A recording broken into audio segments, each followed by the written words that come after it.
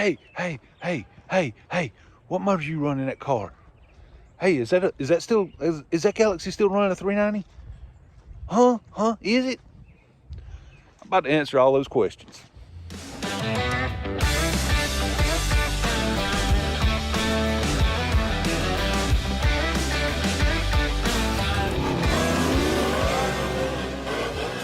I'd say he's a nut job. All right, so you see me take the engine apart that's in the Galaxie, and obviously that's not the Galaxie. That's something completely different. Anyway, you seen us take the engine apart in the Galaxie, and I've had a lot of questions about what engine I actually run in that car and what the car is and the combination. A lot of people seem to be, by the last comments, under the impression that this was still a 390 in this car, and this has not been a 390 car for quite a while. Is FE powered and always will be FE powered in that Galaxie without exception.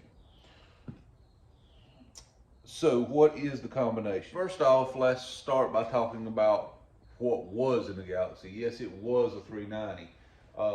The purpose of that car was to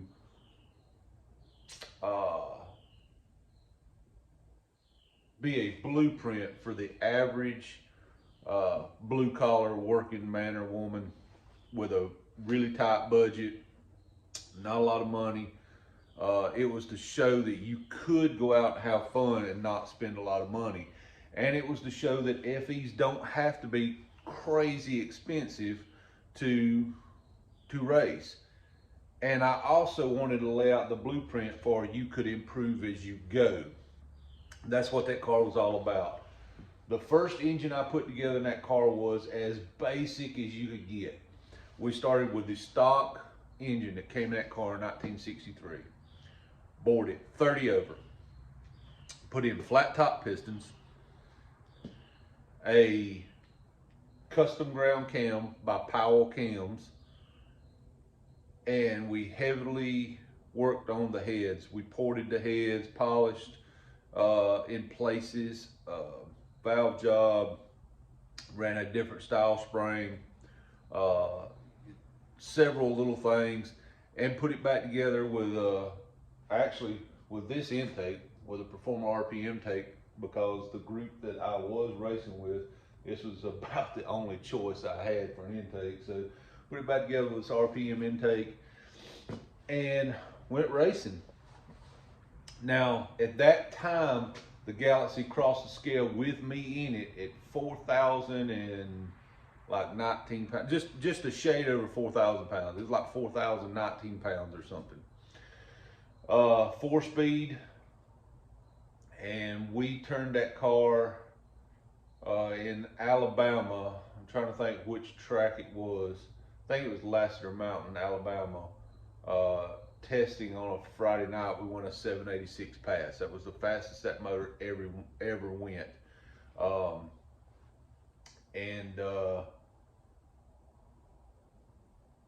We actually had some suspension changes that we were required to make after that, and the car never went 786 again. From then on out, it went, I think, like 810 or 812, right in there, very consistent, like a bracket car. It would run, I think it was an 812. It would run like 812, 813 every pass, like a bracket car with that motor in it. 4-speed, a 7-inch wide slick on the back, and 4,000 pounds. So you can be fairly quick with a 390 in a big car with a 4-speed.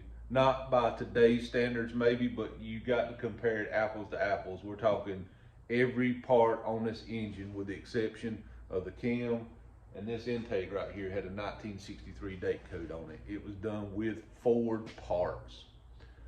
We went from there to that same engine. I bumped up the compression a little bit. We found some old TRW domed pistons online. We bought, I don't remember if we bought those or if, I think I bought those. People have donated parts throughout the year, just stock replacement style parts, but I think we bought those. And basically that was the only change we made to that combination. And honestly, it didn't really pick up a lot.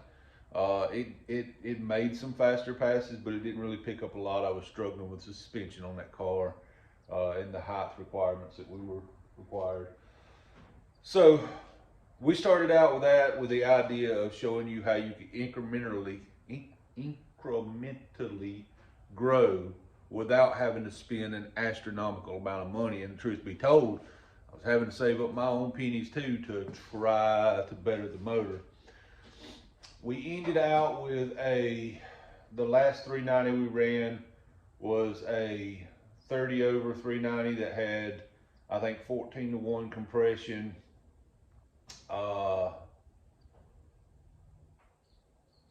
We had a little different cam in it and a different carburation, and changed the headers. We went from, up to this point, we've been running a set of shorty headers off of eBay. Well, we made that 786 pass with a set of shorty headers off of eBay that were like $100. So at this point, we've moved up to Hooker Super Comp headers, a little more compression in the 390, better carburation, and we never quite got that combo quite dialed in right. We had some carburetor issues that was plaguing me, and then the weirdest thing happened that I changed the cam also. I did change the cam. I went to a different cam, which I think was part of the problem. I should have kept that original cam that we had ground the first time, but I went to a different cam, and this was not a custom grind cam. This was an off-the-shelf cam, and that's where I screwed up, because I had a weird issue that I've never had happen before. The snout on the end of the cam where the bolt goes through actually sheared, the bolt sheared right there. I can't explain what happened, but that hurt that motor, because of course then we ended up with a valve kissing a piston, and I still have that set of heads somewhere. I still have that set of heads laying around here, because eventually I will fix them, because they were a nice set of ported heads. So we ended up kissing the valve with that one, and hurt that combination. So then it became, what are we going to do? Well, by this time I was with them for 6 years. So this time we were with them for almost 5 years by this time, 4.5-ish. And we had saved up some money trying to get some good parts. Met some good people that gave me some discounts, not free parts, but discounted parts. And we managed to put together this combination. Keep in mind, I know some of the things that I'm going to tell you would not have done, but I had certain rules that I had to go by, and I'm not going to go into those rules. But I am going to tell you this combination, and I'm going to tell you what will change, or what I'm considering changing. So what do we got here? We ended up, first off, it took us 5 years to save up enough money to do this. So this was not something we done overnight. This was the blueprint I was laying out from the beginning. This was my big picture from the start. A lot of people didn't understand why I didn't just go ahead and buy a whole bunch of this stuff to start with. 2 reasons. 1, I didn't have the money.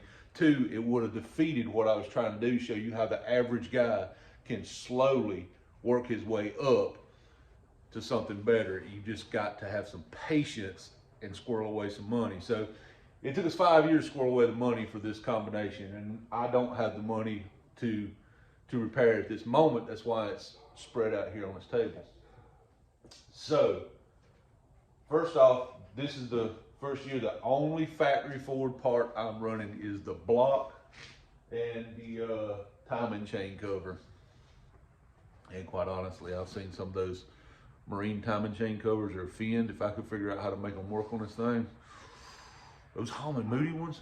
Listen, I'm getting distracted. You stop doing that to me. But this is a 428 block.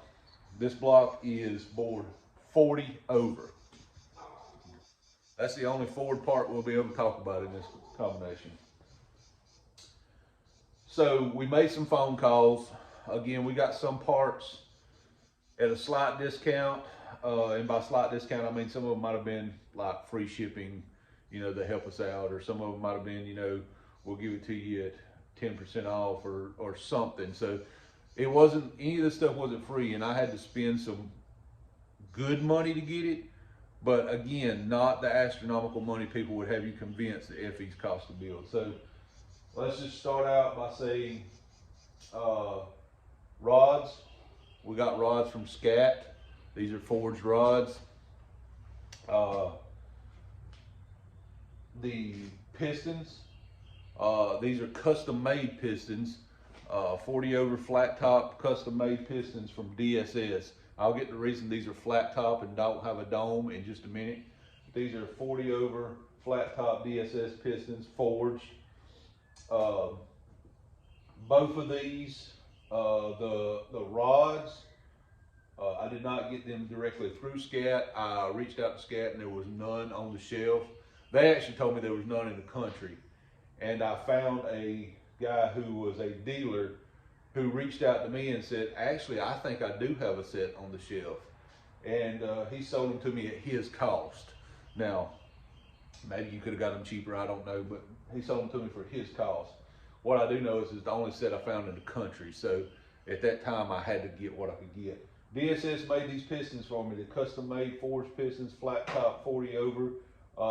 And I gotta give DSS some praise right here, because not only did I have these pistons in like 2 weeks, when they were shipped in, I got piston ring combo.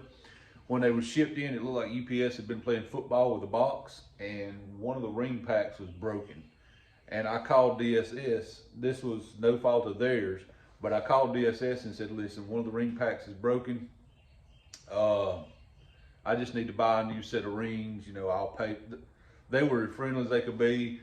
They overnighted me another ring pack. So big shout out to them. All right, let's see. We've done pistons and rods. These heads, man, these heads. This is the nicest set of heads I've ever owned in my life. These are trick flow heads. Oh, let me tell you, these heads. These are trick flow heads of the 175 CNC heads. They're supposed to be a 70cc chamber. These heads are a little better than 70cc chamber, as in a little smaller is what I mean. They are, yeah, they're not the 70cc chambers. These are a little. You got a little smaller chamber to that compression a little bit, just a hair. MSD, we're running the MSD distributor with a 6AL box. There's research that needs to be done. I'm pretty sure we're going to move away from the 6AL box to a different box. The reason I ran the 6AL box in this one is one, some of the rules that we were going by, but two, the 6AL box had a built-in rev limiter, and that was really the only thing I could use with them anyway, so I just bought the bare basics.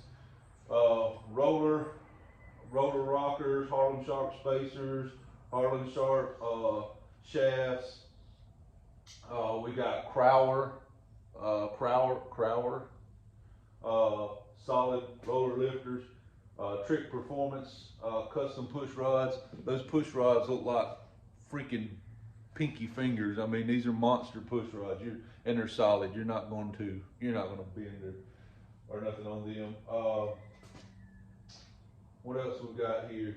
Of course, we were still running the Elderbrock RPM intake per some of the rules that we were dealing with. We got an ATI SFI balancer for the front of the engine, and of course out back it's all Ram performance stuff, flywheel, adjustable pressure plate, centered iron clutch. It's all Ram, and a lot of that again has to do with rules that we're running. So that's the basic combination. Of course, true double roller timing chain. Oh, the cam. That's the reason for the pistons and all that. The cam. So I reached out to Urson Cams. Urson Cams has a huge history. This was the first time I'd had a cam ground by anybody other than Powell Cams. And it was really because Urson Cams kind of wanted to be in on this and help me out with it. And by help me out, I mean they done it quickly, but I didn't really get much of any discount from it.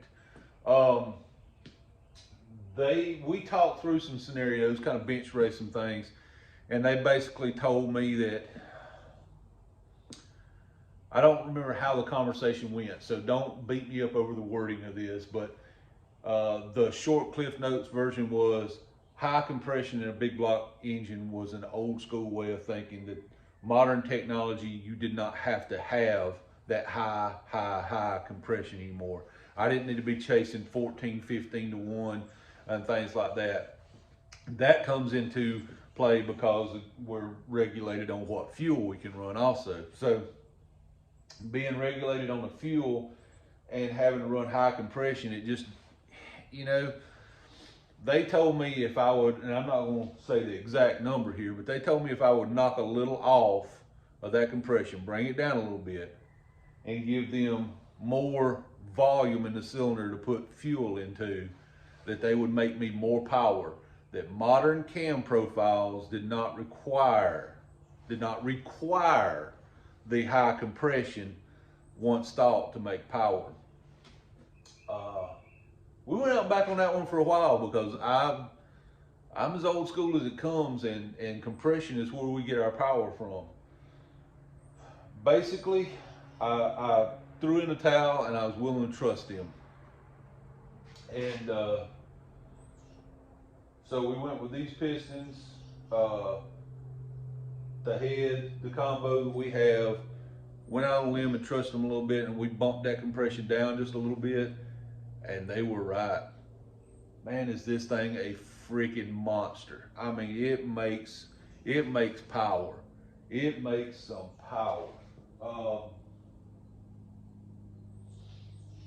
Yeah, this right here, this combination. Yeah. Now, what's going to change? Well, there's a few things going to change. Let me go over that with you. First off, excuse the pile of dirty parts here. I haven't cleaned anything yet. The block is sitting there. That color is going to change too. I've never been a fan of a black motor. But a few things are going to change. We talked about the 6AL boxes possibly going away. That carburetor will not be on this motor. That intake will not be on this motor.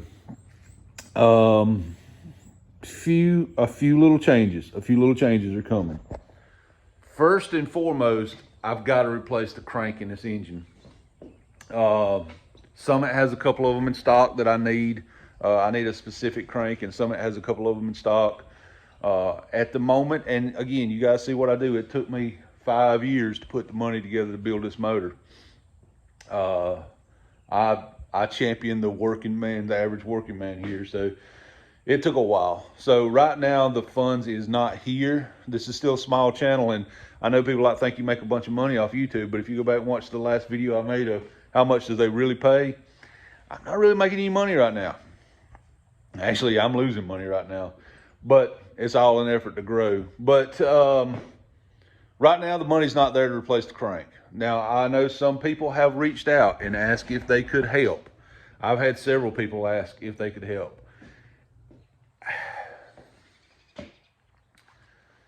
I will say, if you want to help, I will put a link in the comments that will allow you to make a donation directly to me. No third parties. And if you want to make a donation to help out, you can donate any amount you want to. And I am forever grateful to you. And I appreciate every penny. But I do not want you to feel like I'm asking you for money, because I'm not doing that. It's one of those things where we will fumble through it if we need to, and it's just going to be a little while. But we have some changes planned because I want to see that car really blister a track. I know technically we done a video, it said retiring a legacy. Well, that car is retired from, let's call association racing and traveling racing. It's only got one distance race it's gonna do in 2024, and that's in Indiana because Indiana's always been so good to us. And we have a call out up there that we're gonna go settle a race with. So most of the racing for it is going to be more local, South Carolina, Georgia, and North Carolina stuff. And we're just going to race stuff close to the house and possibly drag and drive that car. But ultimately, we want to take Melvin for a ride in his old car too. If you don't know, Melvin's the original owner of that car who bought that car brand new in '63, and I'd like to take him for a ride in that car. I digress. I'll put a link in the comments if you want to support the team.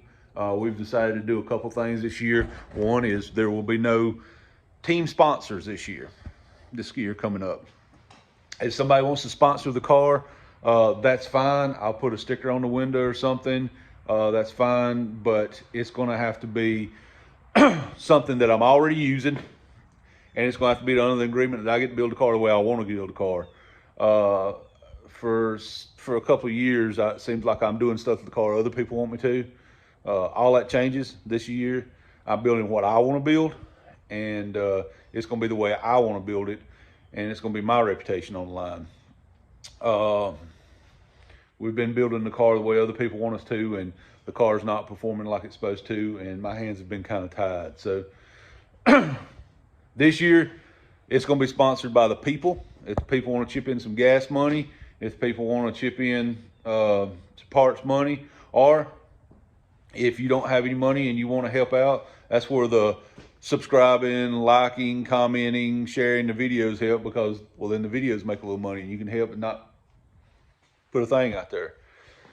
But as I was saying, I'll put a link in the comment. It's a donation link. It comes straight to me. Nobody gets a percentage of it, and you can donate any amount you want to. But what is changing is the crank. We're putting a very specific crank in it. We've talked about we probably won't go away from the 6AL box and possibly go to something like the grid system, something with a data logger and hookups for additional things. And this intake is not going back on that motor. We have a couple of options for intakes. I have not decided which one yet we're going to do. I don't know if we're going to run dual quads on it. I don't think I'm going to go dual quads, because it complicates some other things I want to do. But I have another intake that will probably go on it, and that carburetor. I have a very special carburetor that, for long-time viewers and people who have watched my videos, they will be shocked when they hear the words that, this will be the first time you've ever heard these words. The car goes back together, it will not be running a Holly. It's going to be running a different brand carburetor. I'm not willing to let the cat out of the bag yet, because I want to do a whole video on that carburetor, a review of it, take a look at it in depth. And this carburetor was sent to me by some friends who have already put this carburetor on a race engine and dynoed it back to back with Holly, traditional Eldebrock, a couple things like that, and made tremendously more power with nothing but a carburetor swap. So I'm excited about this carburetor. I've looked at it, and it's one of the most trick race things I've ever laid my eyes on. Now, some of these die-hard racers may have seen something like this, but for an old country boy building stuff in a metal building in his backyard, this is the most trick carburetor I have ever laid my eyes on. So there you go. There's an update on what is actually in the car, what motor we're actually building, and what where we're going and what we have planned.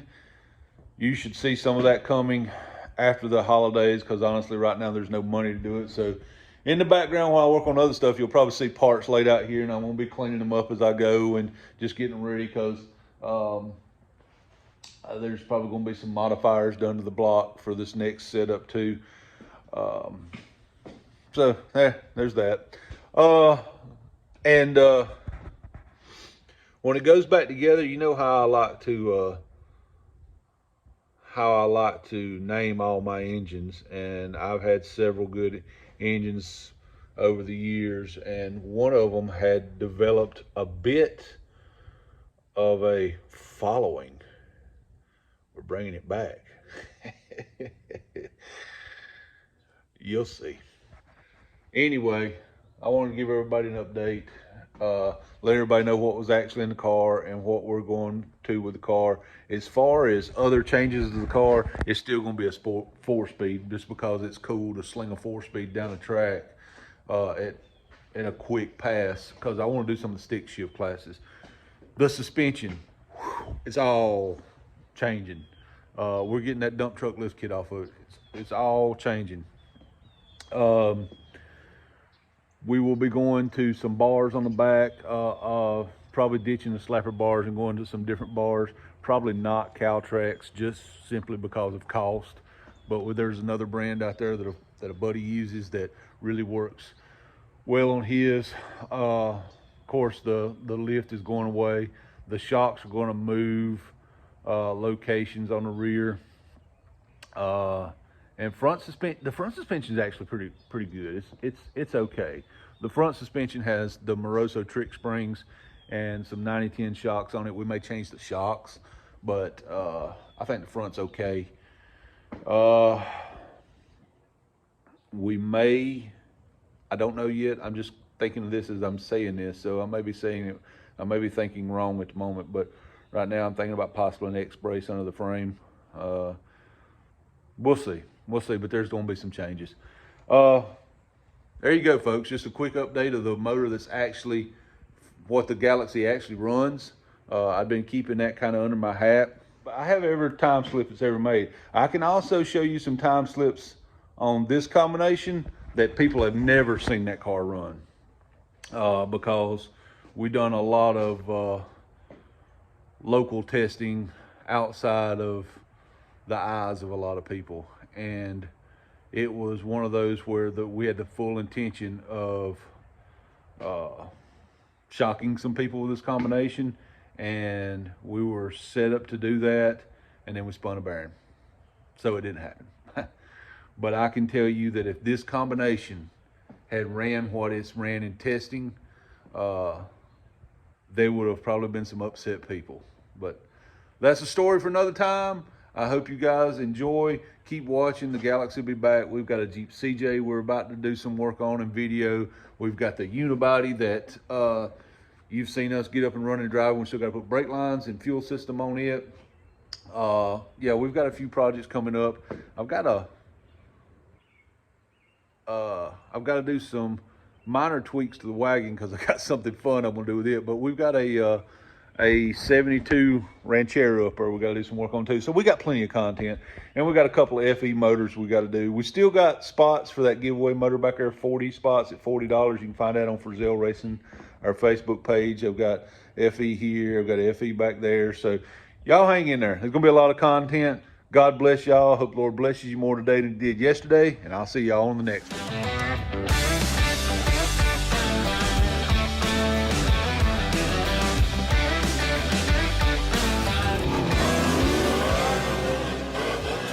I'd say he's a nut job.